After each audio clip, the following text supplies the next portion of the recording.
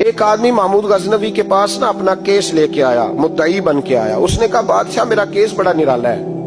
بادشاہ سلامت نے کہا وہ کس طرح؟ کہنے لگا یہ میرے پاس ایک تھیلی ہے، میں نہ سفر پہ جانے لگا تو یہ تھیلی پوری ہیروں کی بھری ہوئی. فلاں علاقے کے جو قاضی صاحب ہے نا، میں جاتی دفعہ میں کہیں سفر پہ جا رہا تھا تو میں ان کے پاس چھوڑ گیا کہ رستہ لمبا ہے، کہیں کوئی مجھ سے چھین نہ لے، ہیروں کی بھری ہوئی. کچھ دنوں کے بعد میں واپس آیا ہوں، قاضی صاحب نے مجھے تھیلی واپس کی ہے تو اس میں ہیروں کی بجائے کھوٹے سکے نکلے. اب میں نے قاضی صاحب سے کہا ہے تو قاضی صاحب تو میرے گریبان تک آتے ہیں، وہ کہتے ہیں بتا کہیں سے پھٹی ہے، کھلی ہے؟ وہ جس طرح ٹانکے لگا کے تو نے سی تھی اسی طرح لگے ہوئے ہیں کہ نہیں؟ تو حضور لگے بھی بالکل اسی طرح ہے، نہ پھٹی ہے نہ کھلی ہے. اب میں لٹ گیا ہوں، میری کل عمر کی کمائی ضائع ہو گئی، کھوٹے سکے کہاں اور ہیرے کہاں؟ تو مہربانی کریں. اور آپ کی بارگاہ میں اللہ رسول کے نام پر حلف دیتا ہوں کہ میں ہوں بالکل سچا. محمود غزنوی کہنے لگے تو جا، تھیلی چھوڑ جا، اور جب میں تجھے بلاؤں گا پھر دوبارہ آنا. وہ شخص چلا گیا. محمود غزنوی اٹھے، دربار برخاست کیا، لوگوں سے کہنے لگے چلے جاؤ، میں 3 دن کے لیے سیر کرنے جا رہا ہوں، 3 دن کے بعد لوٹوں گا. اکیلے جب رہ گئے نا محمود دربار میں تو محبوب نے چھری منگائی. وہ جس تخت پہ بیٹھتے تھے وہاں گدا بچھا ہوا تھا، یہ گدا پڑا نا، وہ گدا بچھا ہوا تھا. محمود نے چھری کے ساتھ اس کو پھاڑ ڈالا اور چھری جیب میں رکھی نکل گئے. کہنے لگے میرے بعد کوئی میرے دربار والے احاطے میں داخل نہ ہو. محمود چلے گئے. اب وہ صفائی کرنے والا جب آیا نا، اس نے آ کے دیکھا تو گدا تو پھٹا ہوا ہے. اس نے شور ڈال دیا، پہرے دار بھی آ گئے، فلاں صاحب بھی آ گئے، فلاں صاحب. اس نے کہا وہ خدا کے بندو، اس کا گدا پھٹ گیا ہے، وہ تو مار ڈالے گا. اس نے کہا تھا سوائے صفائی اور نگرانی والے کے دوسرا آئے کوئی نہ، اور یہاں آیا بھی کوئی نہیں. پہلے دن ہی پھٹا ہوا ہے تو لٹکا دے گا سب کو، کیا کریں؟ شور ہو گیا، سارے دربار کے ملازمین اکٹھے ہو گئے. ایک بندہ بولا، کہنے لگا فکر نہ کرو، میں کیسے بندے کو جانتا ہوں، اس طرح سیے گا کہ جس نے پھاڑا ہوگا اسے بھی پتہ نہیں چلے گا کہاں سے پھٹا تھا. ایسا بہترین رفو کرے گا کہ پتہ بھی. اس نے کہا یار ہم سارے 1 مہینے کی تنخواہ دیتے ہیں، تو بندہ بلا. وہ بلا لیا اس کو، اس کا نام محمد رفو گر تھا. وہ آیا، اس کو گدا دکھایا، اس کا یار اس طرح سینہ پتہ نہ چلے. اس نے کہا فکر ہی نہ کرو، میں بڑا کاریگر ہوں. بڑے بڑے کاریگر لوگ نہیں ہمارے ملک میں پائے جاتے، کوئی نشان چھوڑتے ہیں پیچھے بڑے. احمد رفو گر کہنے لگا اس طرح سیوں گا کہ پھاڑنے والے کو بھی پتہ نہیں. ان کا پیسے لے یار تو سی دے. اس نے سی دی، اگلے شام ہی لا کے بچھا دیا گدا. تیسرے دن بادشاہ سلامت آئے، آ کے پہلی نظر گدے پہ ڈالی. اس نے بلایا سب ملازمین کو، کہا کس نے سیا ہے؟ کہا جناب کیا ہوا؟ کہا یہ پھٹا ہوا تھا. کس نے؟ کہا نہیں پھٹا ہی نہیں. وہ کہنے لگے بنو بات، میں خود پھاڑ کے گیا تھا. تو بتاؤ صحیح سیا کس نے؟ کہا جناب آپ پھاڑ کے گئے تھے تو بتایا کیوں نہیں؟ فرمانے لگے اسی لیے تو بتایا نہیں تھا کہ تم خود تحقیق کر لو. بلاؤ بتاؤ سیا کس نے. تو بلا لیا، احمد رفو گر آ گیا. اس کو جب بلا کے سامنے بادشاہ کھڑا کیا، کہا بھئی تو نے سیا ہے؟ کہنے لگا حضور آپ کے سارے ملازم کٹھے ہو کے آئے تھے، میری غلطی کوئی نہیں. کہا نہیں یار تو بڑا کاریگر ہے، میں نے اپنے ہاتھ سے پھاڑا تھا پر مجھے بھی نہیں پتا چل رہا کہاں سے پھٹا تھا. اچھا یہ بتا یہ تھیلی جو ہے یہ بھی تو نے سی تھی؟ اس نے کہا جی آپ کے خادم کا ہی کارنامہ ہے، وہ فلانے علاقے کے قاضی صاحب آئے تھے، اس میں سے ہیرے نکال کے تو کھوٹے سکے بھرے تھے، تو مجھے بھی تھوڑا سا حصہ ملا تھا.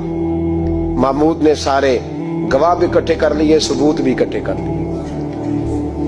پھر قاضی کو بلایا، پہلے سارے ثبوت اور گواہ کیس حل کر لیا. پھر ہمارے ہاں یہ حال ہوتا ہے کہ مدعی 2-3 ہفتے کے بعد خود ہی ہاتھ باندھ جاتا ہے، کہنا تسی میری جان چھڈو، مجرم پھڑو پاوے نہ پڑھو. وہ کہتا ہے مجھے معافی دو، میں رہا. ظلم ہے نا، ظلم زیادتی ہے کہ جو بیچارہ اتنے سوال مجرم سے نہیں ہوتے جتنے مدعی سے ہوتے. آپ یقین کریں اتنے سوالات ہوتے. سارے ثبوت اکٹھے کر کے قاضی صاحب کو بلایا، تنہائی میں لے جا کے. محمود غزنوی نے کہا قاضی صاحب آپ سے غلطی ہو گئی، غریب آدمی تھا، وہ لٹ گیا ہے، اس نے تو بڑی مشکل سے کچھ ہیرے جمع کیے تھے اور اس کی کل کائنات تھی، تو آپ اس کا مال اسے دے دیں، بات ختم. قاضی صاحب کہنے لگے آپ مجھ پہ الزام لگا رہے ہیں، سوال ہی نہیں پیدا ہوتا. آپ میری داڑھی دیکھیں، آپ میرا اعزاز دیکھیں، دنیا جانتی ہے میں اس کا. قاضی صاحب انسان بھول ہی جاتا ہے، بندہ بھول جاتا ہے، غلطی ہوگی. مال نے کہا نہیں سب. کہا میں تنہائی میں پوچھ رہا ہوں، میں اس وقت پوچھ رہا ہوں جب دوسرا موجود کوئی نہیں. آج توبہ کر لے، میں کچھ نہیں کہوں گا، تو میری زبان پہ اعتبار کر، تجھے پتا ہے میں جو کہتا ہوں اس پہ عمل بھی کرتا ہوں، باز آ جا. پر قاضی نے کہا نہیں میری غلطی کوئی نہیں، महमूद ने फिर बड़े दरबार में बुला लिया।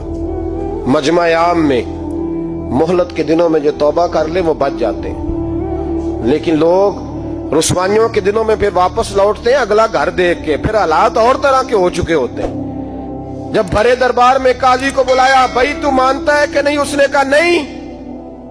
तो कहा बुलाओ अहमद रफूगर को।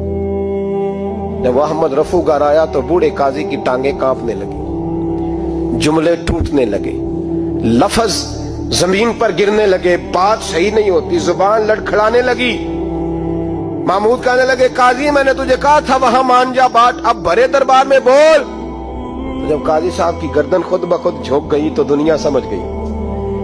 कहा निकल जा मेरे दरबार से। महमूद बोले निकल जा, इतनी तुझे इज्जत दी, इतनी बड़ी तनख्वाह दी, काजी बनाया, और ये छोटी सी रकम के लिए, थोड़ी सी रकम के लिए तो बददियानत हो गया, चल चला जा, निकल। काजी दरबार से निकला तो लोग लानतें बरसाने लगे। कल जो दुकानें छोड़ के सलूट करने आते थे वो कहने लगे इसकी उम्र देखो, इसके काम देखो, देखो इसने क्या किया। घर गया, बच्चे जिनके लिए पाप कमाया था, जिन्ना ली तू पाप कमाए हुन किथे नहीं हो तेरे घर दे। वो बच्चे कहने लगे अब्बा जी हम तो स्कूल मदरसा जाने के काबिल नहीं रहे, उम्मीद थी कि बीवी साथ देगी।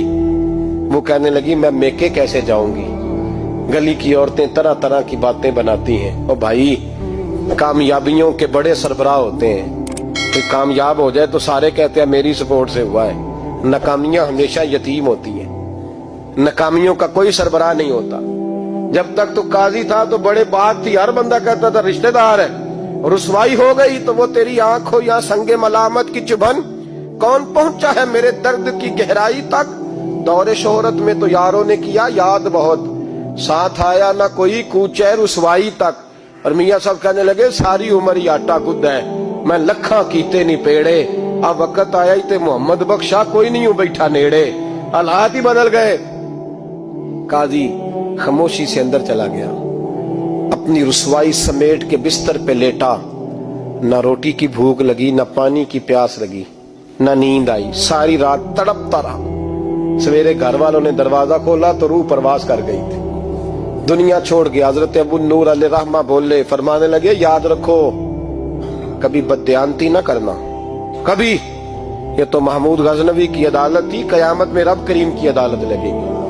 और फरमाया वहां तो गवाही देने वाला अहमद रफूगर था, कयामत में तो तुम्हारे अपने हाथ पैर गवाहियां देंगे, हमारा अपना वजूद गवाही देगा।